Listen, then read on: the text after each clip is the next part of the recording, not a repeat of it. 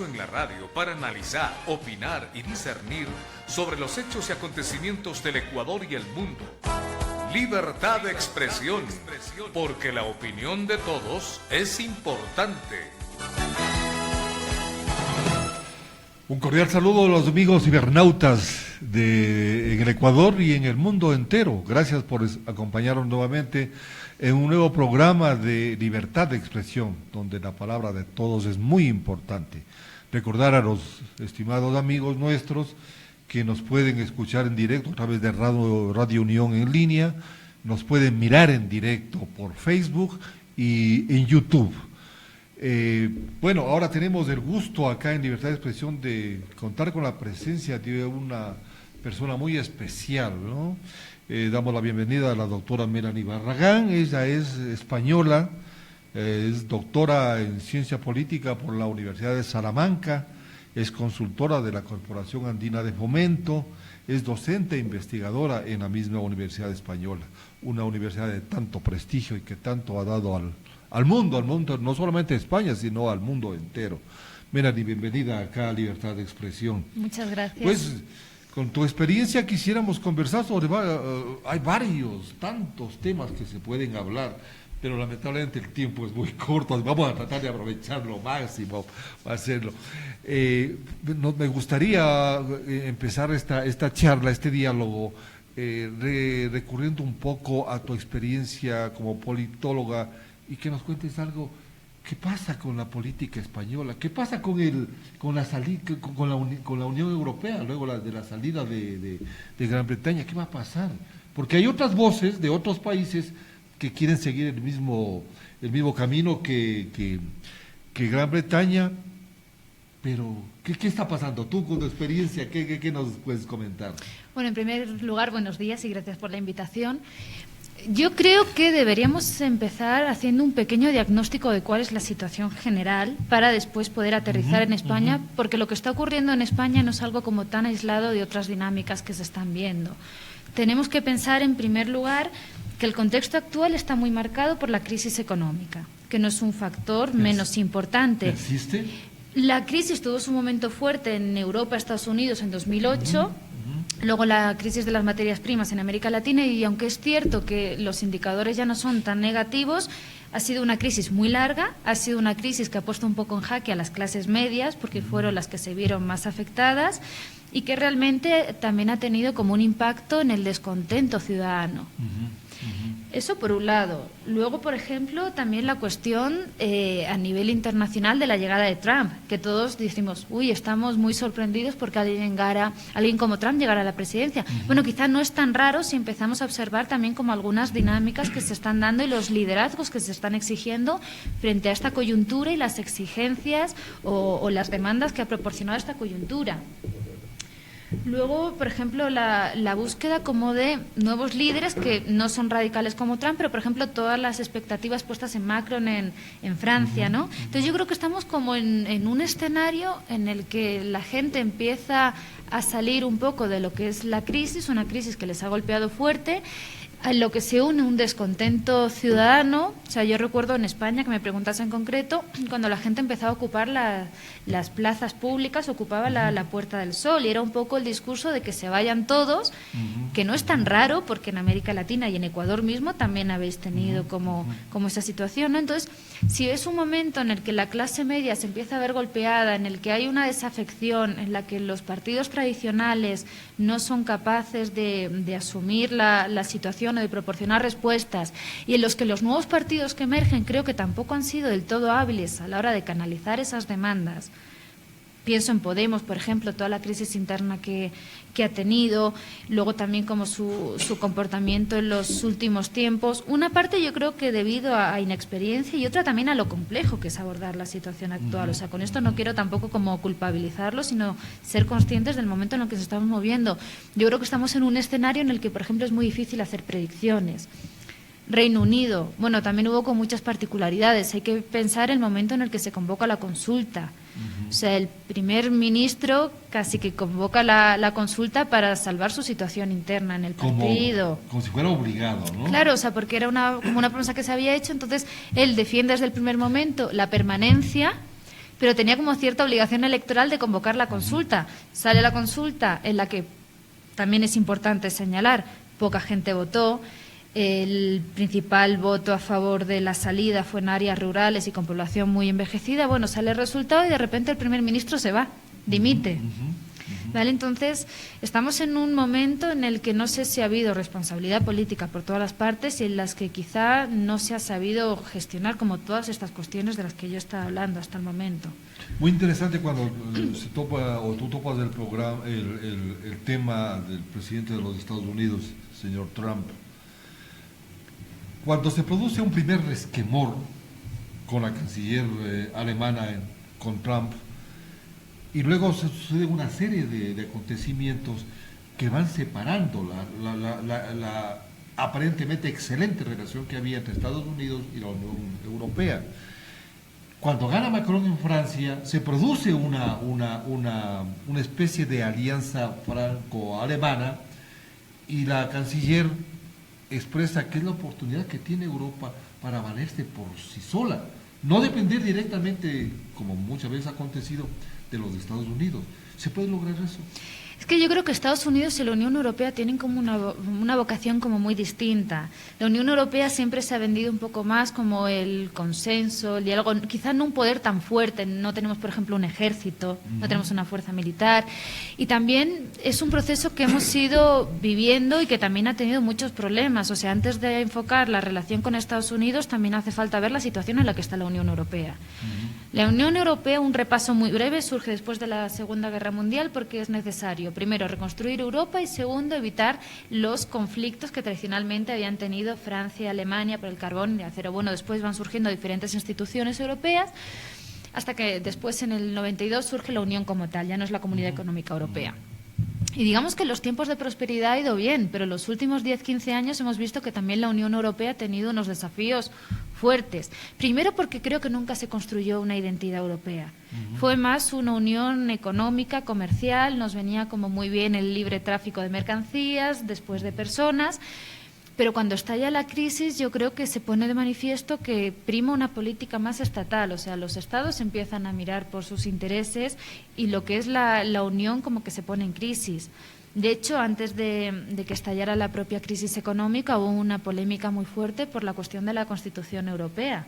O sea, se hace un primer proyecto en el que Holanda y Francia votan que no. Y a raíz de eso se tienen que hacer una serie de modificaciones, y las modificaciones son sobre todo muy simbólicas. Por ejemplo, se pide que se saque la noción de ciudadanía europea. O sea, no quieren que aparezca en el concepto. Había como una carta también de derechos, y se pide que se saque y se remite al Tratado de Niza de 2001, que precisamente recoge como estos derechos, ¿no? Pero como que era importante dejar claro que no había como una ciudadanía europea, o que había algunos sectores críticos. Luego está también unido a lo que preguntas antes, la posición de Reino Unido. Siempre ha sido muy euroescéptico.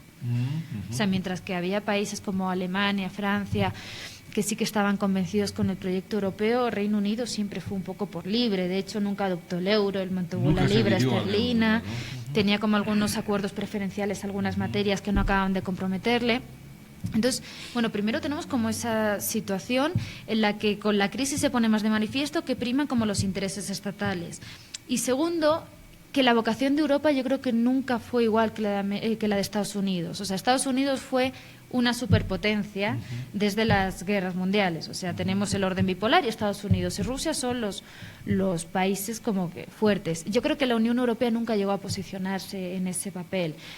Sí que es cierto que en los últimos 20 años sí que hay como estrategias europeas, como los diferentes países sí que van adoptando como ciertas políticas de europeización, pero creo que comparar Estados Unidos y la Unión Europea es complicado porque creo que parten de situaciones distintas. Primero, los Estados Unidos son un Estado nacional, o sea, son un Estado. Nosotros somos una unión de Estados. Eso implica que tengamos que negociar, que tengamos primero que resolver como nuestros problemas internos. Estados Unidos eso ya lo tiene hecho, o sea, desde la Confederación. Entonces creo que por ahí es difícil. Y luego los estilos son muy distintos. O sea, Estados Unidos ha sido una superpotencia, ha tenido un poder militar, ha tenido un poder económico que sí que es cierto que ahora ya no tiene como la preeminencia por el auge de los mercados asiáticos y demás, pero sigue teniendo esa posición. O sea, Estados Unidos hace 15, 20 años nadie le iba a discutir nada. Europa creo que nunca llegó a ese punto. Y creo que está trabajando en ello, pero no sé si lo va a conseguir. Ahora, quizás la salida de Gran Bretaña de la Unión Europea, las voces que se levantan en ciertos países, ¿estamos viviendo un nacionalismo típico europeo? O sea, yo creo que el nacionalismo, cuando hablamos en un nacionalismo como secesionista, es una reivindicación de la identidad como reacción a una falta de respuestas. Por ejemplo, con la crisis económica se habló mucho de si merecía la pena salir de la Unión Europea o al menos abandonar el euro. Yo creo que ya no hay marcha atrás en el proyecto europeo. De hecho, yo personalmente soy europeísta y creo que si lo sabemos hacer bien es una herramienta como muy útil. Pero sí que es cierto que sí que se abrió el debate de, por ejemplo, bueno, los países del sur de Europa deben permanecer en la Unión Europea, se deben seguir como las directrices de Alemania, ¿no? Porque parecía que era como una pérdida de soberanía y que desde ahí arriba nos estaban diciendo lo que teníamos que hacer. Yo creo que pese a la salida de Reino Unido, yo creo que la Unión Europea sí que va a seguir adelante. Aunque sí que es cierto que, bueno, ha habido reivindicaciones nacionalistas, pero, por ejemplo, perdón, también es importante señalar el auge, por ejemplo, de los partidos de extrema derecha en el norte de Europa. Todo eso son reacciones. Yo creo que cuando uno no sabe canalizar bien el conflicto, no sabe canalizar bien una crisis, aparecen esas voces que plantean como recursos o proyectos alternativos. ¿Y eso influye mucho? Yo hubo un momento en el que sí que estuve preocupada por el auge, por ejemplo, de la extrema derecha. Pero me parece que es eso, ante una falta de la capacidad también de los partidos tradicionales y también yo creo que un fracaso de la izquierda. Yo creo que la izquierda tampoco ha sido capaz de reaccionar a la crisis. Era una crisis complicada de todas formas y era muy difícil de manejar, ¿no? Sí. Pero pensad que también veníamos como de una década que era muy buena. Yo estoy pensando en la España, por ejemplo, de los 2000, los gobiernos de Aznar, en la que los datos ya eran buenos. O sea, más allá de la gestión, era un buen momento de crecimiento, ¿no? Y de repente llega Zapatero, que en mi punto de vista no tuvo una mala primera legislatura, yo creo que fue como muy hábil y hizo un gran progreso en derechos civiles y demás, pero bueno, luego le viene una crisis, ¿no? Y tienes el condicionamiento también de Europa, de hay que hacer recortes, hay que aplicar políticas que van a ser impopulares, y no lo sabe gestionar. La crisis que se origina en Grecia, la crisis política, más de crisis económica en Grecia, la crisis política en Turquía, por ejemplo, ¿es resultado de estos desequilibrios que se producen luego del 2000? En el caso de Grecia hay que ser consciente también de que obviamente la crisis les ha golpeado muy fuerte, pero antes se cometían muchas irregularidades. O sea, Grecia estaba presentando informes falsos a la Comisión. O sea, y luego había un montón de cuestiones como muy puntuales. O sea, en Grecia había personas que estaban muertas y que estaban cobrando un subsidio, ¿vale? Entonces también fue como una mala gestión previa. Parece que de repente como que la crisis golpeó. Y obviamente sí, la crisis golpeó, pero también había muchas cosas que antes estaban mal hechas. Por ejemplo, a España en un primer momento les salvó tener un coeficiente de caja comparativamente alto respecto a otros países. Eso permitió que, bueno, que por ejemplo no fuéramos rescatados. Entonces, yo creo que muchas veces también se dice, bueno, la crisis, pero también hay que hacer alusión a la responsabilidad que tuvimos antes de la crisis y cómo se estaba gestionando la crisis. ¿España sobrevivió gracias a ese? No, España tuvo momentos críticos en los que se decía si se iba a rescatar o no. Finalmente el rescate no ocurrió. Lo del coeficiente de caja, bueno, nos sirvió un poco al principio, pero tampoco fue la panacea. Lo que pasa que yo creo que sí que se aplicaron como medidas de recorte que sacrificaron mucho a la clase media y que dejaron al país en una situación como muy precaria. También es interesante ahí, por ejemplo, señalar el papel de la clase media. La clase media se asemejaba por pautas de consumo. O sea, tú tenías gente que en el 2005, 2006 te decía, soy clase media y cobraban 1.200 euros. Había gente que cobraba 5.000 y te decía clase media. Y muchos de ellos también tenían como, no sé, el mismo coche o el mismo teléfono de última generación. Entonces yo creo que también las pautas de consumo no siempre fueron aplicadas, no fueron a la par con la situación económica real. Y luego también, por ejemplo, la cuestión de la precarización laboral. O sea, en esas épocas de crecimiento también había gente cuya situación económica o su salario no era excesivamente alto, pero había mucha liquidez, o sea, había mucho crédito por parte de los bancos y se exigía muy poca responsabilidad. para afrontar la deuda. Entonces eso tenía que estallar. Unido a que nosotros desde los 80 que se desarman como las industrias pesadas, tampoco teníamos un sector industrial fuerte. O sea, España vivía de la construcción y de los servicios. ¿Turismo? Turismos principalmente, o sea, toda la costa, otros servicios y la construcción. Entonces, claro, era una burbuja que en algún momento tenía que estallar y estalló. Y afectó mucho a los migrantes. Esa es otra. Desde finales de los 90, principios de los 2000, había una comunidad migrante muy fuerte. El norte de África, o sea, había mucha gente del Magreb que sobre todo se dedicaba a la agricultura. América Latina empezó con una migración que sobre todo era femenina y cambió mucho la pauta respecto a, por ejemplo, a los magrebíes. En primer lugar, llegan las mujeres a ocupar puestos para el cuidado de ancianos, el cuidado del hogar y demás. Y luego ya con las reagrupaciones cuando empiezan a llegar hombres de América Latina. Y bueno, los ecuatorianos fueron la primera comunidad. O sea, la principal comunidad de ecuatorianos fuera del Ecuador estaba en España.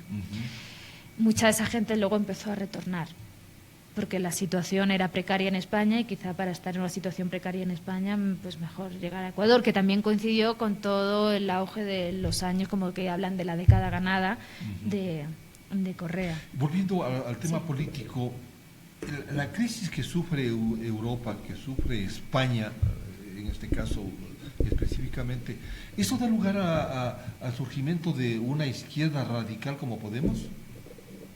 Podemos, yo creo que en el momento plantea una estrategia que es muy inteligente. Él rompe un poco la estrategia izquierda-derecha, la división izquierda-derecha, y empieza a hablar más como de bases élites, ¿vale? Entonces él construye, obviamente es un partido de izquierda, pero construye más su discurso en ese plano. Hay que entender el surgimiento de Podemos. O sea, es un momento en el que la crisis ha estallado, en la que parece que tampoco hay respuestas, en la que la clase media está muy tocada y Podemos surge como una alternativa a eso, que es algo que también hemos visto como en América Latina.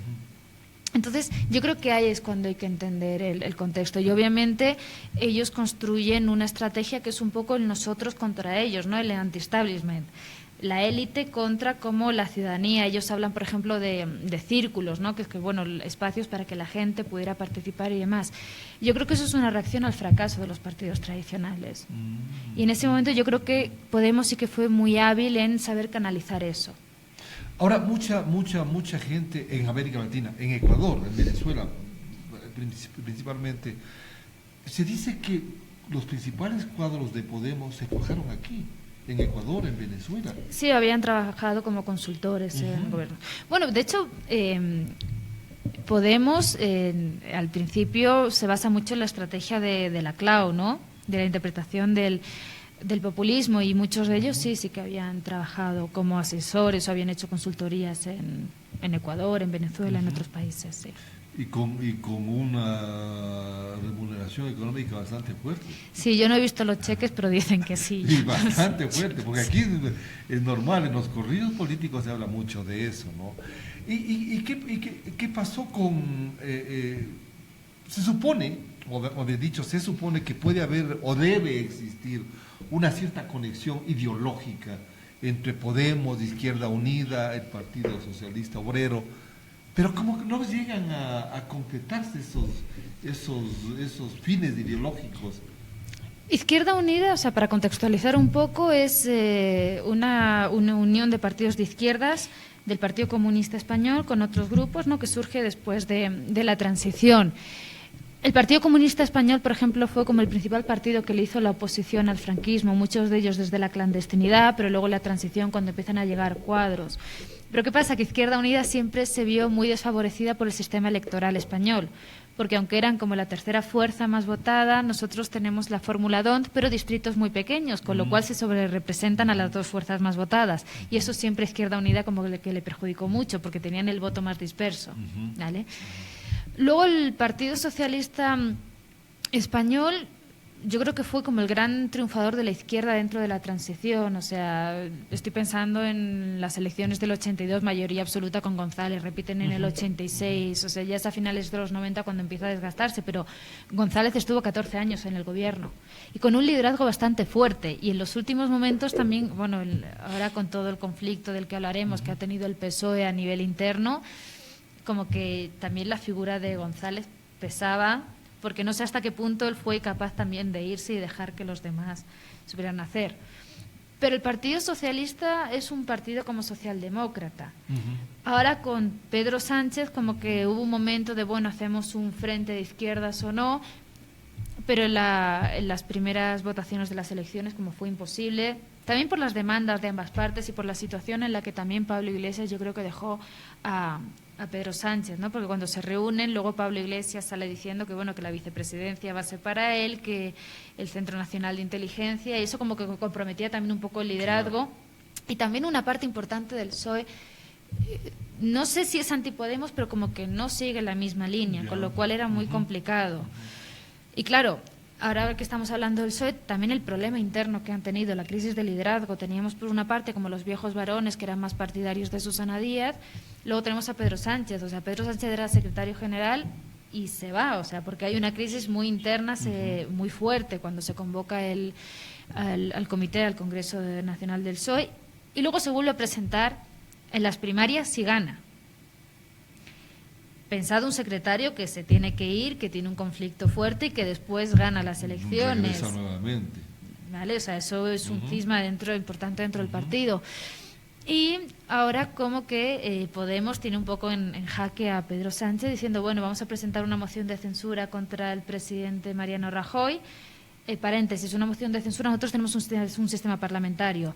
Si tienes una mayoría de 2/3 de la Cámara presentando una candidatura independiente, o sea, nueva con un programa, existe la posibilidad de destituir al presidente.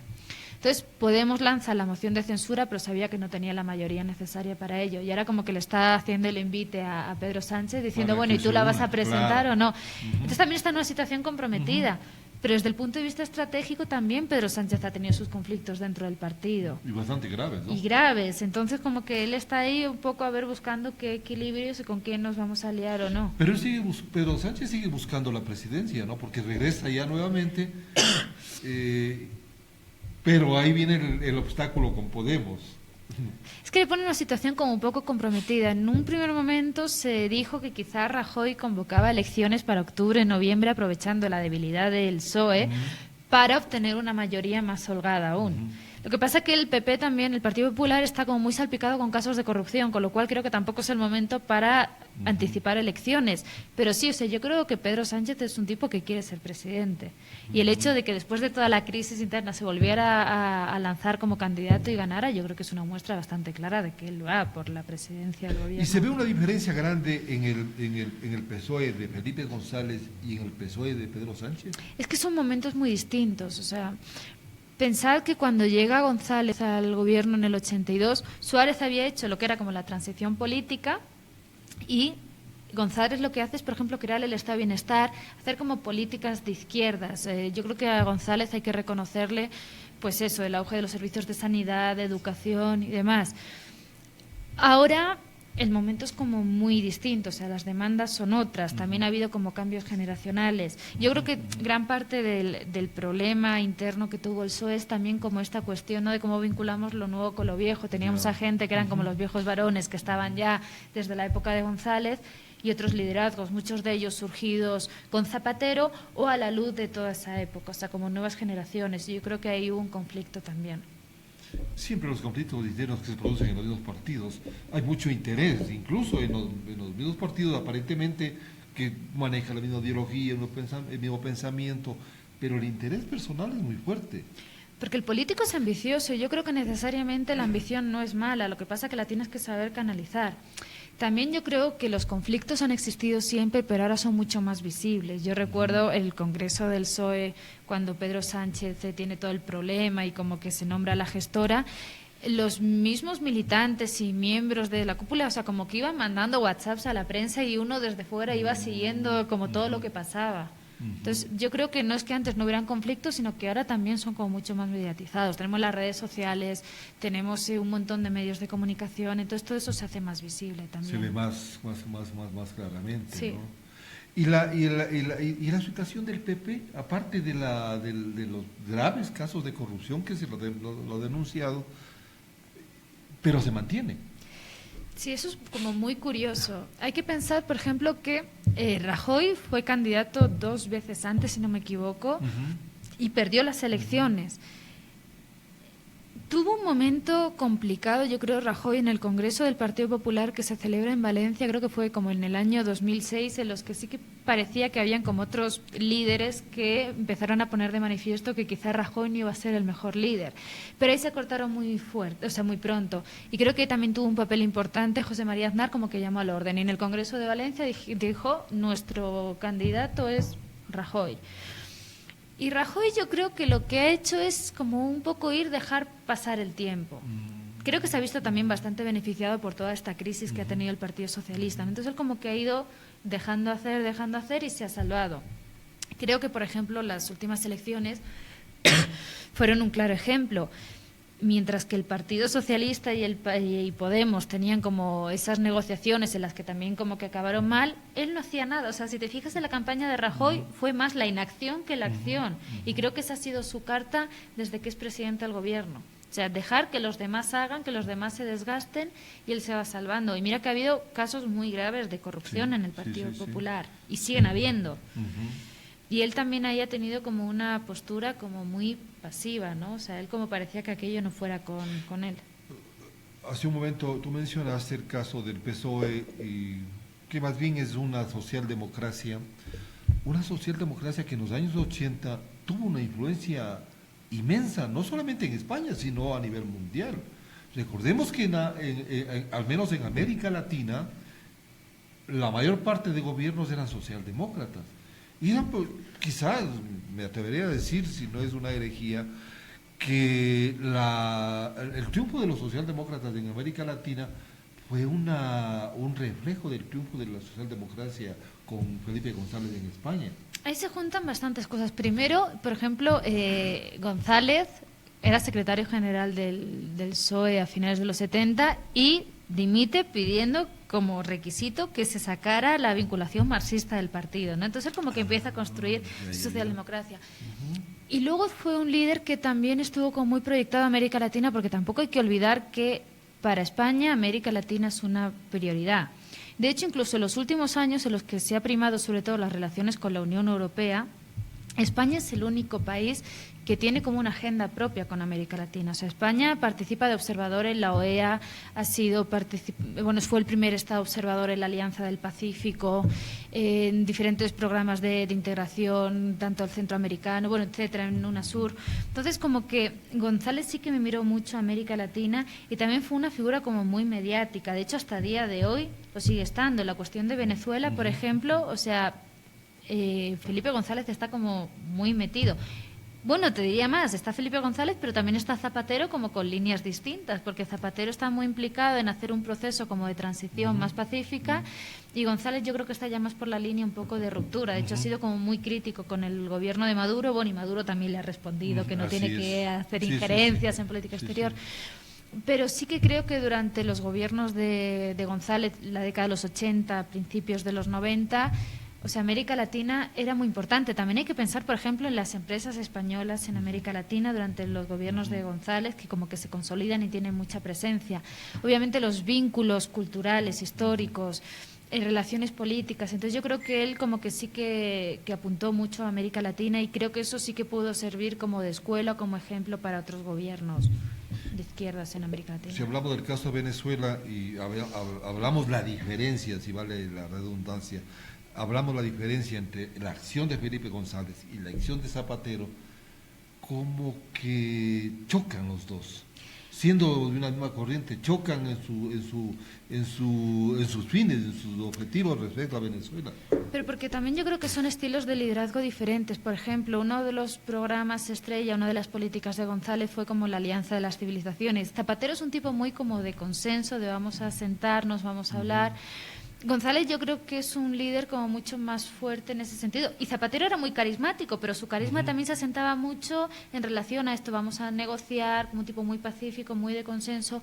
Yo creo que González en ese sentido como que tiene mucha más determinación y quizá también porque conoce como que Venezuela, no me animo a decir quizá mejor que Zapatero, pero quizás sí que percibe que la situación ya está perdida y que hay que actuar de otra manera.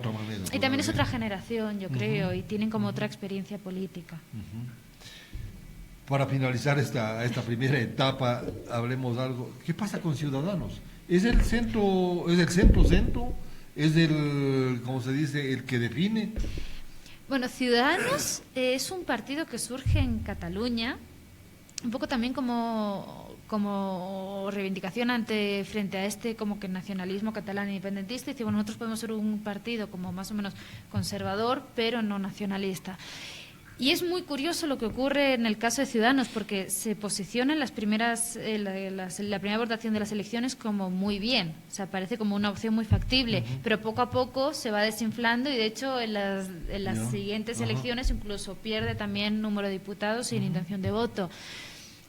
Ciudadanos se presenta como un partido liberal, pero ha estado coqueteando un poco con todos, porque primero quiso hacer como un pacto con Pedro Sánchez y el PSOE, ahora le ha dado como su apoyo a Rajoy. Entonces yo creo que él quería proyectarse como ese partido que no iba a tener la mayoría, pero que sí que iba a servir como llave, ¿no? Como para poder formar gobierno, porque nosotros necesitamos una mayoría, pero ha tenido como una posición muy ambigua. Ahora están apoyando a Rajoy, ¿no? Pero como que ha ido coqueteando. Ellos dicen que son un partido liberal. Y surgido desde Cataluña, Ciudadanos, ¿qué pasa con la tan mentada ansia de los catalanes de separarse? Volviendo a una de tus preguntas que hiciste antes, yo creo que también es como una reacción a toda la situación. O sea, el nacionalismo catalán tradicionalmente no ha sido independentista.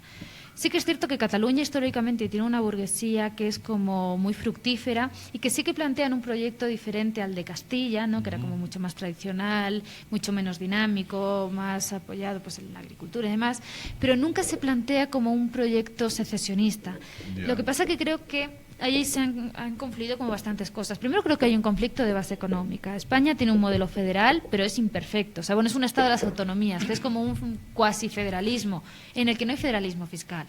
Y yo creo que eso es una cuestión que nosotros tenemos pendiente. Y quizá por ahí, si los catalanes pudieran, al igual que hacen los vascos y los navarros, recoger sus impuestos y después pagar al Estado central la aportación de los servicios del Estado, ahí quizás se solventaría un problema.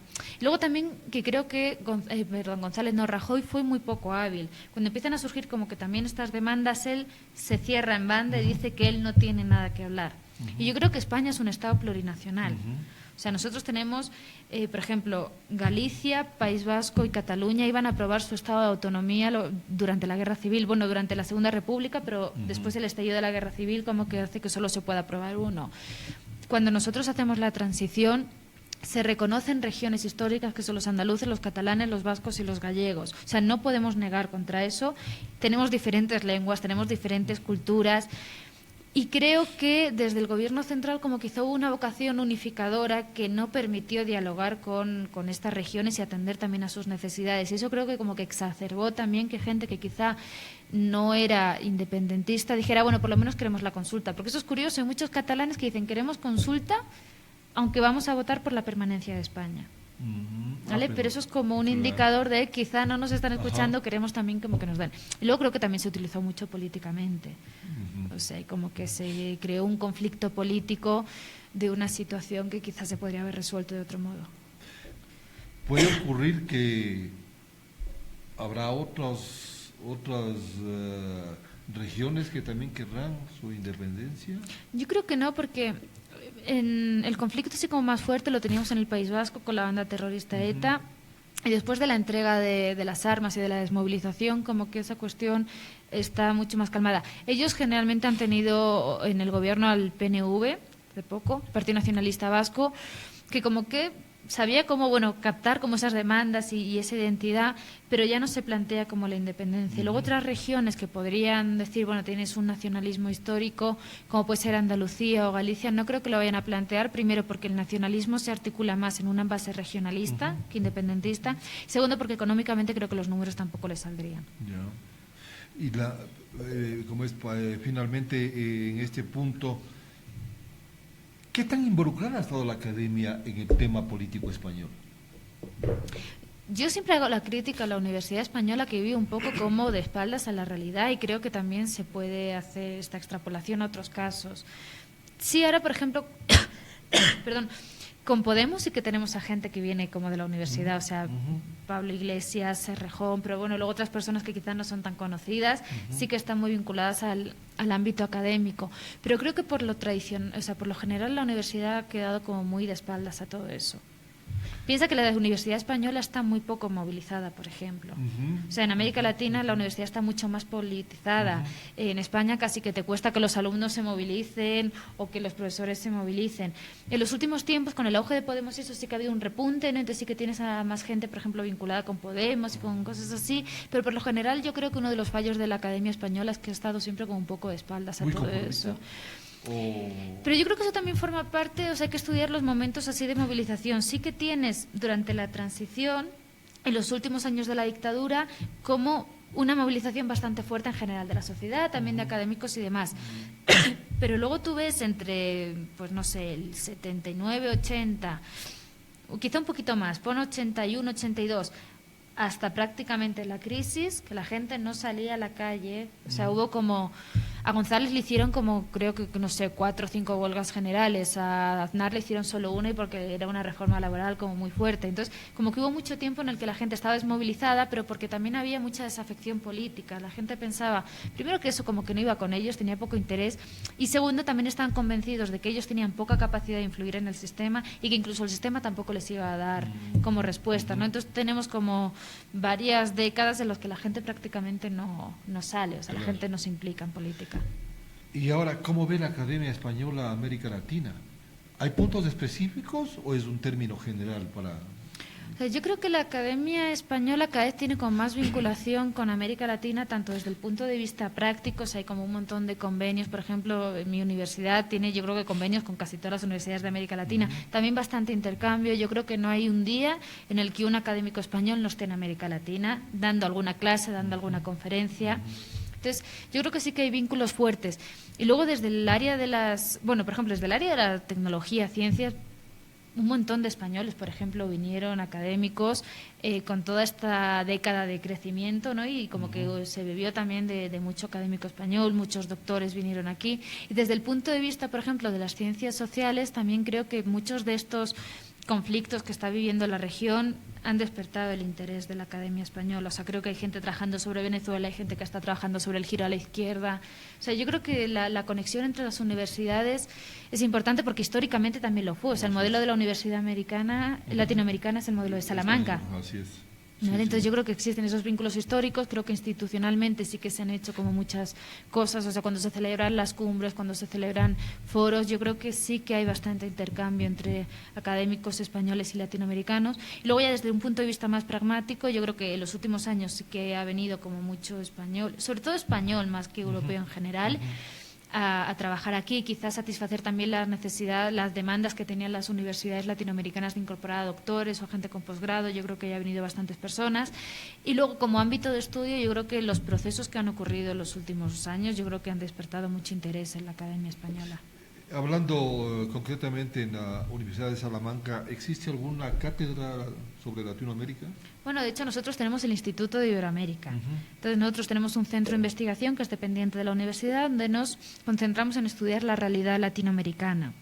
Tenemos un programa de maestría en estudios latinoamericanos desde hace como 20 años. Tenemos bastantes profesores latinoamericanos que o bien son de planta o bien vienen como a dar cátedras o cursos puntuales.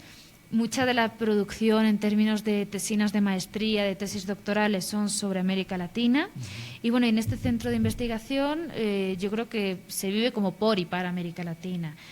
Por ejemplo, en los últimos años hemos organizado con muchos congresos de ámbito latinoamericano, el Consejo Europeo de Latinoamericanistas. Ahora vamos a celebrar el mes que viene el Consejo de la Facultad Latinoamericana de Ciencias Sociales. O sea, creo que sí que el ICA, que es el Congreso Internacional de Latinoamericanistas, lo vamos a celebrar también el año que viene. O sea, hay una relación permanente. Salamanca mira América Latina. Y eso es muy importante. Es muy importante porque quizás no parece tan trascendente, pero el hecho que la misma academia se preocupe de temas latinoamericanistas, en este caso, es muy importante. Porque acá en el Ecuador, al menos en los últimos tiempos, se habla de una desvinculación total de la academia con la política, con la sociedad en general. No ha habido una vinculación concreta. Entonces, lo que se trata es de pues, que haya una vinculación directa. Por ejemplo, academia, empresariado, por decir un caso, se pueden desarrollar muchas cosas. Eso ha faltado. ¿Cómo ve Salamanca al Ecuador?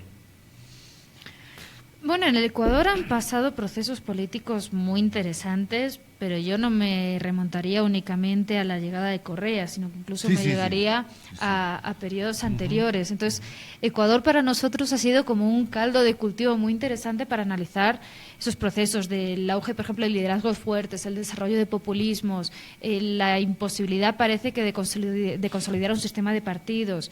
En los últimos años el fenómeno de Correa y la revolución ciudadana, la cuestión de las materias primas y ahora la crisis de las commodities, ¿no? O sea, yo creo que Ecuador es un país que para nosotros, por ejemplo, dentro del Instituto de Iberoamérica, pero yo me atrevería a decir que para más académicos que trabajan en América Latina desde España, o sea, es un país donde hay procesos muy interesantes.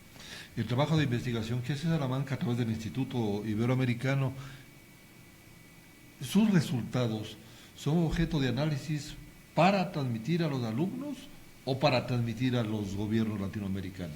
Nosotros, por lo general, nosotros tenemos un proyecto, por ejemplo, que se llama de élites parlamentarias de América Latina. Entonces, nosotros cada vez que se renueva una cámara venimos a entrevistar a los asambleístas y es como un estudio de opinión, ¿no? Les pedimos pues que valoren la situación actual, cuáles son sus opiniones y demás. Eso generalmente se dedica después para la producción académica. En cualquier caso, la Universidad de Salamanca sí que ha desarrollado de manera puntual consultorías. No tanto con gobiernos, o sea, nosotros no trabajamos con el gobierno, pero sí quizá con organismos internacionales. Usted mismo ha señalado que yo, por ejemplo, estoy haciendo una consultoría para CAF. Vale, nos movemos más en ese plano porque una cosa que sí que me gustaría resaltar y que me parece que es muy importante es que la Universidad de Salamanca como que no se ha aliado nunca como con un gobierno o con otro.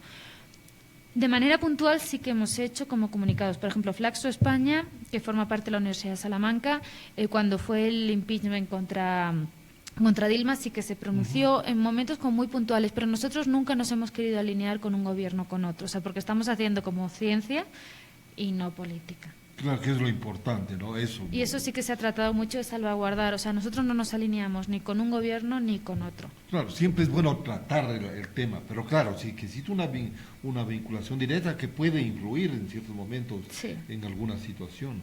Y en general las universidades españolas ¿se preocupan por Latinoamérica o es una cuestión concreta de Salamanca? Yo creo que sobre todo Salamanca es la que se preocupa por América Latina. Igual que tenemos otras universidades, por ejemplo en Granada, sobre todo son estudios árabes, ¿vale? O sea, como que, pero creo que la universidad española por lo general no mira tanto a América Latina o tanto como debería. O sea, creo que la prioridad en los últimos tiempos se convirtió sobre todo en la Unión Europea. Pero también fue una estrategia como del gobierno, o sea, nosotros cuando entramos en la Unión en el 86 como que de repente decimos, bueno, América Latina es importante, pero como que ahora tenemos que tener nuestro foco en Europa, ¿no? Entonces como que yo creo que se está intentando mirar más a Europa, pero aún así América Latina yo creo que es una región importante. O sea, creo que somos conscientes de ello, pero si me dices desde el punto de vista específico de la academia, yo creo que Salamanca es como el emblema. O sea, en otras universidades como que no se mira tanto. Hay los lazos históricos de mucho tiempo atrás, ¿no? por la relación Salamanca-Latinoamérica. De tu experiencia como politóloga, ¿hay salida para Venezuela? ¿Inmediata? ¿Me refiero a una salida inmediata o habrá que esperar unos cuantos muertos más, lamentablemente? Yo soy bastante pesimista con la cuestión de Venezuela, porque creo que se ha llegado con un punto de no retorno y el clima económico tampoco es muy favorable. Quizá Maduro podría haber salvado un poco la situación si hubiera subido de nuevo el precio de las materias primas. Pero eso como que le ha jugado en su contra. Yo creo que él también como trató de tensar o esperar un poco, esperando a que subiera el precio de las materias primas, pero no pasó. También ha perdido sus aliados. O sea, el propio Correa dijo que no apoyaba las medidas que estaba tomando Maduro. Entonces, como que se está quedando solo y ya se ha cerrado sobre sí mismo. Yo creo que la cuestión o el punto clave ahora en Venezuela es que Maduro tiene el control sobre las Fuerzas Armadas. Y para mí eso es clave. Si tienes a las Fuerzas Armadas más o menos controladas, no se te va a ver un levantamiento, porque ya creo que han habido como 87 muertos, leí la semana pasada, no sé si hay más. La gente lleva casi 2 meses saliendo diariamente en marchas, parando la ciudad, han muerto un montón de jóvenes universitarios y no hay vuelta atrás. Yo creo que en este momento sí que va a ser como muy complicado llegar al consenso y creo que hace falta como que la salida que yo veo, soy muy pesimista en esto, es como la ruptura.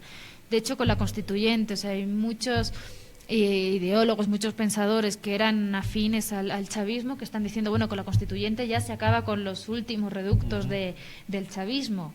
Entonces, yo creo que Maduro como que se ha quedado muy solo, tanto desde el punto de vista internacional como de gente que quizás sí que apoyaba el ideal bolivariano de Chávez, pero que ya no entiende la situación que se está dando. Yo creo que la clave ahí es la cuestión de las Fuerzas Armadas. Mientras que Maduro siga teniendo el control de las Fuerzas Armadas sin ningún sector del ejército se levante, yo creo que va a haber derramamiento de sangre. O sea, yo creo que el cambio va a pasar por la sangre. ¿Ha faltado algún tipo de presión o de apoyo más directo de la comunidad internacional respecto al caso venezolano? O sea, yo creo que todos los organismos ya se han manifestado. O sea, la OEA se ha manifestado, los estados latinoamericanos como que han mostrado su posición. Lo que pasa es que yo creo que también hay veces como un poco de ambivalencia, que parece que algunos estados latinoamericanos como que les da miedo pronunciarse sobre la política de otro estado por la cuestión de la no injerencia. Pero yo creo que Maduro tiene muy claro que hay una condena internacional. O sea, creo que tiene muy claro que hay una condena internacional a su régimen, pero él no se va a bajar. ¿Seguirá influyendo la cuestión de ayuda, en este caso petrolera, a ciertos países, caribeños especialmente? Porque hay muchos países del Caribe, de las Antillas, que apoyan decididamente a Maduro, ¿no? Sí, es que bueno, hay que tener en cuenta que el petróleo y las materias primas son como un recurso muy estratégico y que eso también le ha jugado a su favor. Pero precisamente lo que señalaba, creo que era también un poco la caída del petróleo, él le ha jugado en contra, porque quizás si hubiera seguido teniendo esos ingresos, por una parte podría haber proporcionado como muchos servicios a la sociedad venezolana que quizá como que hubieran calmado los ánimos y por otra parte hubiera también tenido como apoyos internacionales. Pero creo que en ese sentido le ha jugado muy en contra también, lo cual ha agravado mucho más la tensión.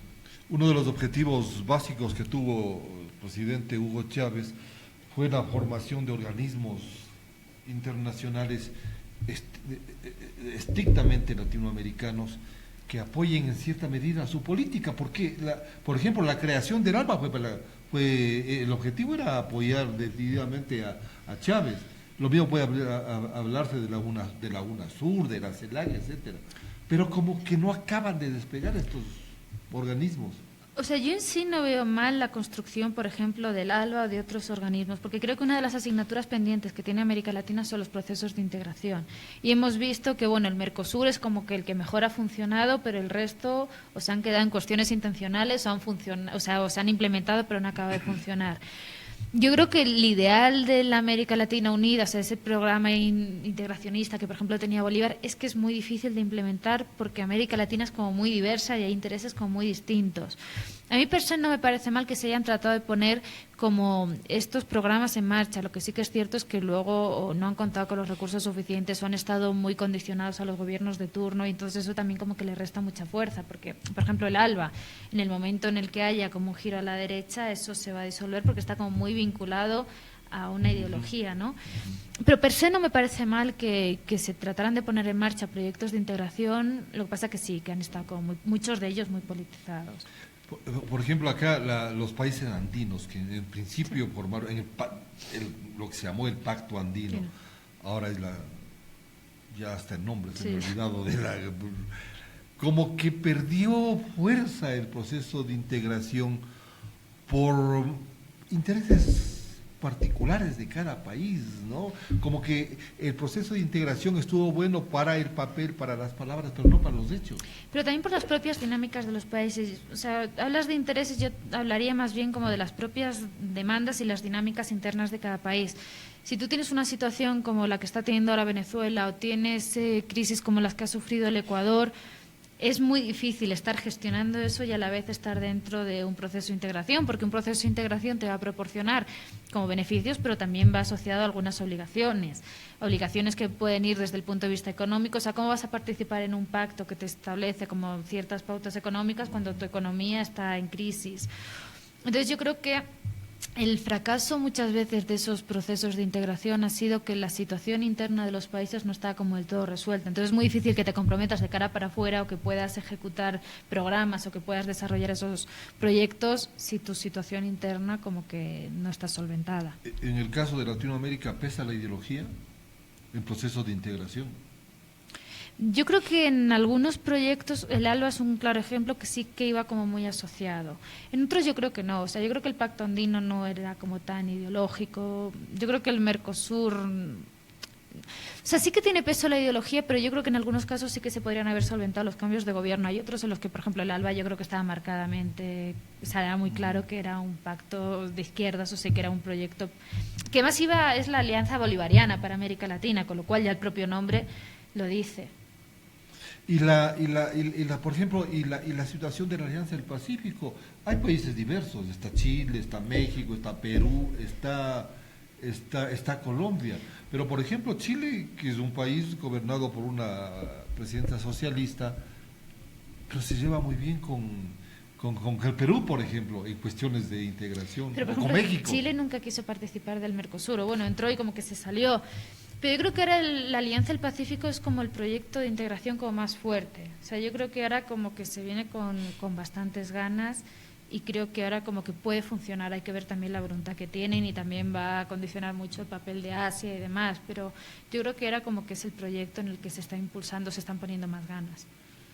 La académica española, la politóloga española, doctora Barragán, ¿cómo ve el gobierno del presidente Moreno? Yo diría incertidumbre sobre todo. O sea, yo creo que viene un momento de cambio en el que la situación del país no es la misma que hace 4 años, no tienes la misma mayoría en la Asamblea. O sea, en 2013 tenía 101 asambleístas, ahora creo que tiene 74.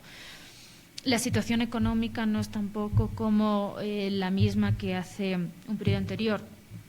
Creo que Lenin tiene un estilo de liderazgo que es como muy diferente al de Correa, ¿no? Correa era como un líder mucho más personalista, con mucha más carisma, mucha más fuerza, y Lenin está apuntando a ser como un líder un poco más de consenso, por lo menos desde el punto de vista discursivo. En las últimas semanas vimos que tuvo reuniones con diferentes líderes. Yo creo que a Lenin le está tocando hacer como una transición dentro de su propio partido. Y tiene detractores y tiene partidarios, y creo que está más o menos claro que hay un cisma o que hay un enfrentamiento dentro del país. Y hay gente como que sigue siendo el sector correísta y hay otros que entienden que ahora hay como otro nuevo líder. Para mí, sobre todo, es incertidumbre a ver cómo juega Lenin sus cartas. Si logra como demarcarse también porque Correa es un peso fuerte, o sea, la imagen de Correa, la sombra de Correa como que también es muy alargada, ¿no? Entonces vimos también como los tweets, los Facebook, los mensajes. Y él como que de una manera ya no institucional, porque está fuera del gobierno, pero sí mediática y sí como expresidente, está también tratando de influir un poco en las directrices que tiene que tomar Lenin. Entonces yo creo que la tiene como su primer problema. Es cómo gestiono mi partido y cómo gestiono la relación con el anterior presidente. Y el segundo yo creo que es esto, o sea, adaptarse a que país no tiene los mismos apoyos que hace 4 años, que la situación ha cambiado y que los desafíos ahora son otros. Hace 3, 4 años Correa prácticamente no tenía que consultar para hacer una política porque tenías el gobierno y tenías una mayoría en la Asamblea. Ahora vemos que no. De hecho, por ejemplo, vemos que la Asamblea en las últimas semanas, meses, la agenda la está marcando la Asamblea. Y tenemos una Asamblea que está más fraccionada que antes, con lo cual sí que es necesario tratar de llegar a acuerdos. Yo creo que Lenin está como muy enfocado en eso, en tratar de conseguir algunos apoyos de la oposición para poder impulsar medidas. ¿Sigue pesando la figura de Correa? Correa es un líder fuerte y mucha gente asocia, y yo creo que indudablemente, la revolución ciudadana con Correa. Yo no descarto que Correa pueda volver en el 2021. También depende mucho de si Lenin logra consolidar su liderazgo, de cuál es la situación del país, de cuál es la gestión del gobierno. Pero yo creo que, creo que una parte del país es correísta. Entonces yo creo que tiene un peso fuerte aún. Correísta, no morenista. Yo creo que una parte del país es correísta. Luego creo que hay gente que será de país independientemente del liderazgo. Pero yo creo que el peso de Correa es fuerte, pero porque también su estrategia fue tener un personalismo muy fuerte, o sea, él era un líder fuerte. Entonces yo creo que muchos de la gente que se unió al proyecto indudablemente lo asocia a la imagen de Correa y Correa sigue siendo un referente para ellos. Ahora, el expresidente ha anunciado que ya la próxima semana también sale del país, ya sí, como había ofrecido, como había amenazado de tiempo atrás. ¿Eso también ayudará quizás a que exista una mayor estabilidad en el país y Moreno pueda gobernar de mejor manera? Yo estoy un poco con la expectativa de ver qué hace Moreno. O sea, hay que saber qué capacidad va a tener para manejar a sus cuadros, para relacionarse con ellos y también los recursos de los que dispone para después como tomar medidas. Hay algunas de las políticas del gobierno anterior, como el Plan Familia, que por ejemplo ya se ha anulado. Entonces también hay que ver qué capacidad tiene de gestionar su propia agenda y de que esa agenda logre también como calar en el apoyo ciudadano. Y Correa, yo creo que a Correa le puede venir también bien irse un tiempo para no desgastarse. O sea, porque el momento no es tan óptimo como el de antes y también, por ejemplo, están los casos de corrupción de Glass, está el debate sobre la cuestión del Contralor. Entonces, quizá apartarse un poco y no desgastarse tanto le puede ser una estrategia útil. Glass es la cuña muy grave, bien introducida en el gobierno de Lenín Moreno. O sea, Glass está siendo investigado por corrupción. Hay que ver luego qué dicen los tribunales y demás. Pero obviamente es una figura que puede ser complicada porque este proceso está siendo también como muy mediático. Entonces, independientemente de que luego Glass sea inocente o sea culpable, esto está desgastando también y está generando como un debate en la opinión pública. Puede influir mucho. Yo creo que puede influir. O sea, ahora también hay que ver hasta qué punto Lenín Moreno se alinea o no con Glass, cuál es la postura que tiene el presidente.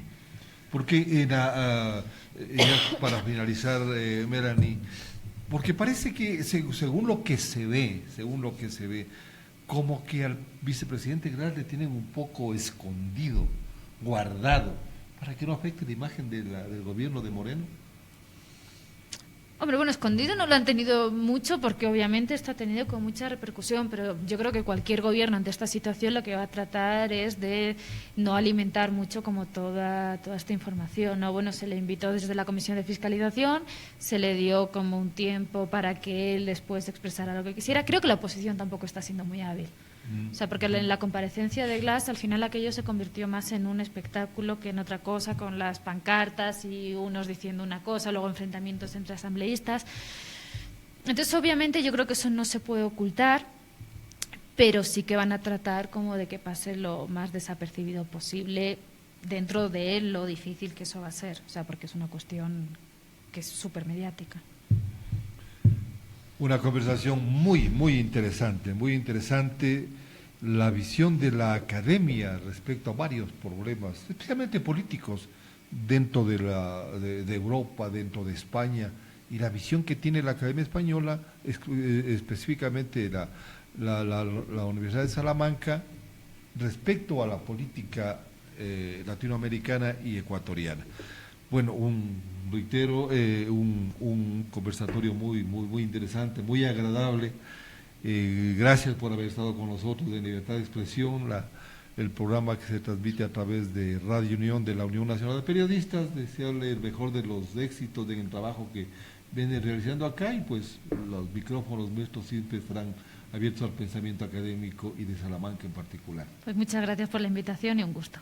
Gracias a ustedes, amigos. Hemos finalizado un nuevo programa de Libertad de Expresión. Invitarlos para el próximo jueves con un nuevo programa donde enfocaremos temas estrictamente económicos. Gracias, buen día. Escucharon Libertad de Expresión.